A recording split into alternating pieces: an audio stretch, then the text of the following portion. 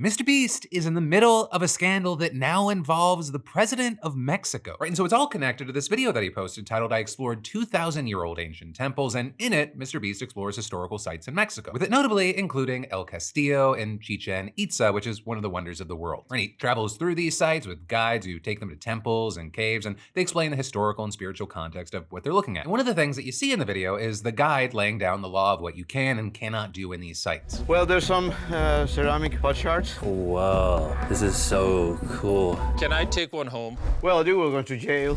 I would go to jail? Yeah, sir. All right, I won't take one home. And then at other points in the video, it also looks like they helicopter around to the temples, and a guide lets MrBeast hold what he says is an ancient and historically significant mask. Within all of this leading up to their trip to El Castillo, which they only stand outside of as people aren't allowed into the temple up top. But then MrBeast seemingly finds a workaround.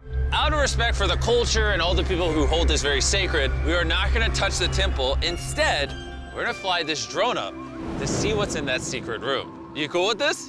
Yeah, this is cool. And so MrBeast sends up the drone and shows the footage of what it saw inside, with us then also seeing a lot of criticism about this video because some of the places that MrBeast went are generally closed off to the public, which is also something MrBeast even acknowledges himself. Can't believe the government's letting us do this. It really is crazy. Not even archaeologists are allowed to go back here. And so a number of people, they watched this and they wondered why and how MrBeast was granted access to these sites, which are considered sacred. And we're not just talking about random people online. I mean, news outlets in Mexico were even covering this story. Within all of it, even growing to the point where the president of Mexico, Claudia Sheinbaum, addressed it during a press conference. Well, they're saying that permits were granted for his trip and video, but also noting that a review is needed to see if the permissions granted were violated and what sanctions would follow if that was the case. And we got that as you also had the National Institute of Anthropology and History in Mexico addressing MrBeast's video in a press release earlier this week, writing that the visit was, quote, carried out in accordance with formal requests made by the Federal Ministry of Tourism and local governments, and adding that tours were conducted in publicly accessible areas without disrupting visitor access. With them then also noting that yes, in some cases the locations were not permanently accessible to the general public, but they can be visited with prior scheduling and authorization. But then also their statement disputed some of what MrBeast's video claims, specifically regarding El Castillo, which again is one of the more restricted areas in the video. And according to the Institute, MrBeast did not actually fly a drone inside of the temple, saying that it only went outside of the structure, with him then adding that there were other elements of the video that appeared to be potentially exaggerated, saying, "It should be noted that the video evidently involves extensive audiovisual post-production work and alludes to events that never occurred. For example, the producers never descended from a helicopter, spent the night inside the archaeological site, or possessed a pre-Hispanic mask as the one presented as clearly a contemporary reproduction. All of these are false assertions that reflect the theatricality of the YouTuber in question," with the Institute then emphasizing that personnel was monitoring at all times during recording and claiming that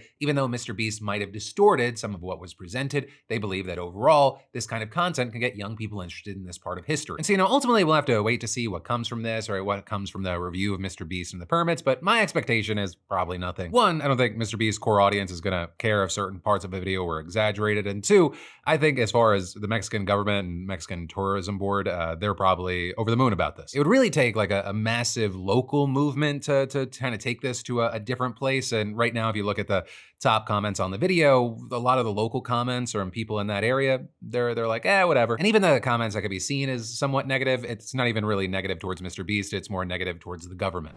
Hey, thanks for watching, and I hope you enjoyed this clip from the full Philip DeFranco show. And also, a big thanks to Squarespace for sponsoring our Clips channel. Turn your passion into profit over at squarespace.com/Phil or use the QR code. Because whether you're launching a business or a lucrative side hustle, your website is your digital business card. It's the only space where you control the story, no algorithms or distractions. And with Squarespace, it's so easy because they got a ton of stunning professional templates with drag and drop editing that makes site design incredibly simple, no coding required. So get started for free at squarespace.com/Phil or scan the QR code on screen and use code Phil for 10% off when ready to launch. Squarespace.com/Phil.